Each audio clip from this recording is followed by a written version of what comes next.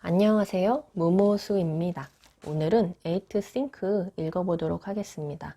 이지성 작가의 신간인데요. 신간이긴 신간인데 이전 책이었던 생각하는 인문학을 인공지능 시대에 맞게 새로 재편성해서 쓰셨다고 전하는 내용을 들었습니다. 책을 읽어볼게요. 어떤 청년의 이야기를 해주고 있어요. 청년은 다시 세일즈맨이 됐다. 이제 청년은 고객을 고객으로만 대하지 않았다. 대신 어렸을 때 헤어졌다가 다시 만난 10년 넘게 애끓는 마음으로 찾고 또 찾은 목숨을 나눠줘도 아깝지 않을 가족처럼 대했다. 단지 세일즈 왕이 되고 싶어서 그런 것은 아니었다. 그저 고객이 눈물나게 고마워서 그랬다. 친구의 배신으로 사회 밑바닥으로 떨어진 나를 만나주고 인정해주고 믿어주는 존재는 고객밖에 없구나 라고 마음속 깊이 깨달았고 이 깨달음이 그를 완전히 변화시켰다고나 할까? 그는 고객들의 신뢰를 바탕으로 기존의 판매 기록을 갈아치우면서 세일즈 업계에서 정상에 올랐다. 그러던 어느 날 사법기관에서 출석 요구서가 날아들었다고 해요. 그리고 경쟁 회사에서 반독점 담합 금지법에 위반됐다는 소송에 휘말리게 됩니다. 그래서 다시 어려움에 처하게 되고요. 다시 밑바닥에서 다시 시작할 때에 CRT라는 회사를 찾아가서 그 사장을 찾아가서 자신을 받아달라고 요구를 합니다. CRT라는 회사가 그 당시에는 굉장히 어려운 상황이었기 때문에 받아주고요. 그리고 CRT라는 회사를 이 사람이 책임을 지고 이제 출근을 하게 돼요. 그때 그 사람이 내세운 단어는 think였다고 합니다. CRT의 총책임자로 출근한 첫날 그는 임직원 앞에서 이렇게 선언했다. 우리 회사의 미래는 찬란합니다. 나는 우리 회사의 사원을 think로 바꾸려고 합니다. 기꺼이 think하고자 하는 마음이 있다면 우리 앞의 모든 문제는 매우 쉽게 해결된다고 믿기 때문입니다. 앞으로 우리는 온 마음을 다해 think할 것이고 think를 통해 위기를 극복할 것입니다. 또한 think를 통해 전 국민의 존경을 받는 위대한 기업으로 성장할 것입니다. 그래서 이 think를 강조하면서 CRT라는 회사를 다시 성장을 시키는데 그 회사가 결국에 12년 뒤에 IBM이라는 회사 이름을 바꿨다고 해요. 그리고 그 청년의 이름이 토머스 제이 왓슨이라고 합니다. 그래서 이렇게 성장할 수 있었던 이유가 그런 think라는 그런 개념이었다는 거를 얘기를 해주면서 또 빌 게이츠도 think week라는 그 주를 되게 중요하게 생각했다는 얘기, 그리고 스티브 잡스가 think different라고 다르게 생각하라는 이 표어를 사용했던 이야기를 해주고 있으면서 생각하는 인문학, 생각하는 것이 얼마나 가치 있고 중요한지 저자가 강조하고 있어요. 근데 우리나라를 보면 우리나라는 매년 컴퓨터 산업 관련 수익의 80% 정도를 IBM, 마이크로소프트, 애플 등의 저작권료로 지불하는 세계 컴퓨터 산업계의 소장농으로 전락하고 말았다고 얘기하고 있습니다.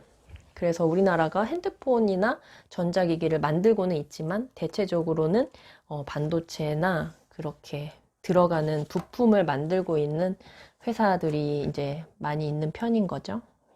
얘기를 해주고 있고 인문학 책 고전을 읽어야 한다고 강조를 하면서 예시를 들고 있어요. 만일 당신이 서양 고대사 분야의 대표적인 책인 헤로도토스의 역사, 책 이름이 역사예요. 역사를 읽는다고 하자. 당신은 저자와 책에 대해서 아는 바가 전혀 없다. 즉 헤로도토스가 누구인지, 역사가 왜 쓰여 있는지, 역사의 시대적 배경은 무엇인지 등에 대해서 무지하다. 그리고 그리스어를 전혀 모른다. 그런데도 당신은 역사를 원전으로 읽는다. 그것도 당신의 두 눈에서 나오는 에너지로 인해 책이 녹아 없어질 정도로 치열하게 읽는다. 책의 내용이 이해가 되고 안 되고는 크게 신경 쓰지 않는다. 전혀 이해되지 않는 부분은 그냥 건너뛴다. 그렇게 당신은 역사의 마지막 페이지를 덮고 필사를 한다. 그리고 당분간 역사를 손에 잡지 않는다. 일종의 숙성 기간을 갖는 것이다. 이 과정을 반복하다 보면 거짓말처럼 어떤 순간이 찾아온다. 책의 내용과 저자의 생각 시스템이 내 것이 되는 마법 같은 순간. 네, 이런 이유로 해서 고전을 원전으로 읽으라고 작가는 거듭해서 강조를 하고 있습니다.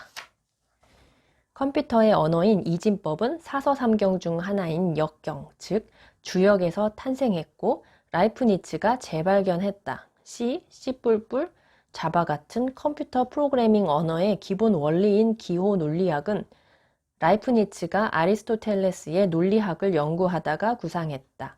컴퓨터의 조상이라고 할 수 있는 기계식 계산기는 팡세를 쓴 철학자 파스칼이 개발했고 이를 라이프니츠가 개량했다. 이 두 사람은 수학자이자 과학자이기도 했다.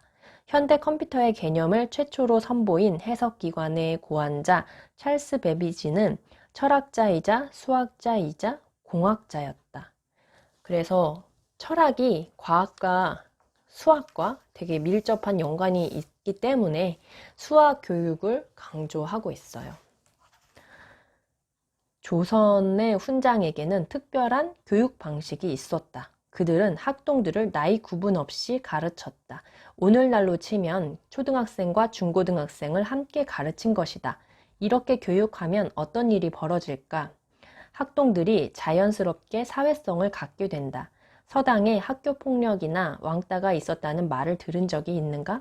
서당에서 그런 일은 결코 일어나지 않았다. 지역사회의 존경과 신뢰를 한몸에 받는 교사가 인문학을 특별한 교육 방식으로 가르쳤기 때문이다. 서당의 이런 교육 과정과 교육 방식이 오늘날 어떤 형태로든 되살아나야 한다. 그래야 우리나라에 희망이 있다. 이렇게 나이가 섞여 있는 그룹으로 가르치는 교육에 관해서 작가가 얘기를 하고 있는데 이렇게 교육이 이루어지는 기관을 제가 알고 있고 지금도 경험하고 있는데요. 그것이 어떤 장점이 있는지 너무나 잘 알고 있거든요. 그리고 이런 교육을 되게 꿈꾸고 있습니다. 이런 서당식 방식에 대해서 고민을 많이 하고 있고 또 추구하는 방향이기도 합니다, 제가. 그래서 수학이나 과학에 대해서 아이들이 접근할 수 있도록 쉬운 책들을 추천을 해주고 있네요. 리스트들이 있고 우리가 이런 금융이나 경제에 관한 지식이 있어야 된다고, 이런 교육이 있어야 된다고 또 얘기를 해주고 있어요. 첫째, 학교 교육을 바꿔야 한다. 지금처럼 수학, 과학 공식을 외우고 문제풀이에 몰두하는 식의 교육은 국가의 미래를 위해 끝내야 한다. 대신 인문학을 바탕으로 한 수학, 과학 교육을 해야 한다. 예를 들면 아이들에게 좌표평면을 가르치기 전에 좌표평면을 창안한 데카르트의 인문학을 가르쳐야 한다. 그리고 데카르트의 관점에서 좌표평면의 개념을 생각하고 이해하게끔 교육해야 한다. 물론 이 모든 과정은 아이들의 수준에 맞게 이루어져야 한다. 그리고 아이들의 인문학적, 수학적, 과학적 사고 능력을 길러주는 것을 목적으로 해야 한다. 쉽게 말해 수업의 주인공이 아이들이어야 한다. 데카르트가 아니라.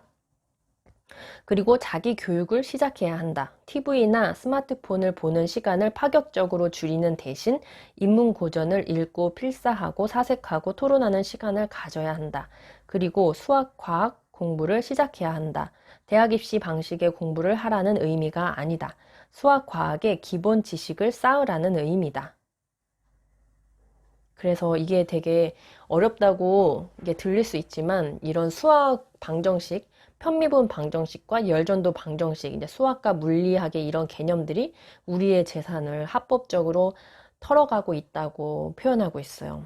주식, 채권, 펀드, 환율, 선물, 옵션 같은 전문 금융 상품은 물론이고 예금 및 대출 이자, 카드 수수료와 연체 이자, 보험 같은 우리 생활과 밀접한 금융 상품들도 이 두 방정식의 영향 아래 있고 쌀, 라면, 채소, 과일, 휘발유 같은 생필품의 가격은 두말할 것 없다고 우리가 잘 알지 않으면 월스트리트나 이런 금융가들은 우리의 이 글을 읽고 있는 당신의 돈을 노리고 있다고 얘기하고 있습니다. 상식적으로 생각해 보자. 한 사람이 직장에서 수십 년 동안 뼈 빠지게 일했다면 부자가 되어야 정상이다. 하지만 현실은 어떤가? 대부분 빚쟁이로 전락한다. 무슨 사치를 한 것도 아니고 도박을 한 것도 아니다. 그저 성실하게 살아왔을 뿐인데 정신을 차려보면 갚아야 할 원금과 이자가 산더미다. 이때쯤이면 누구나 깨닫게 된다. 그동안 자신이 금융노예로 살아왔음을, 이 잘못된 구조를 바꿔야 한다. 당신이 언젠가 경제활동 능력을 상실하게 될 때 자본의 쓴맛을 보는 대신 자본에서 보호받는 세상을 만들어야 한다. 그래서 세상을 바꾸는 자기계발과 인문학을 부르짖고 있는 것이다. 그래서 알아야 한다는, 아는 것이 힘이라는 얘기를 해주고 있습니다. 네, 길어서 또 2부로 이어서 뵙도록 할게요. 감사합니다.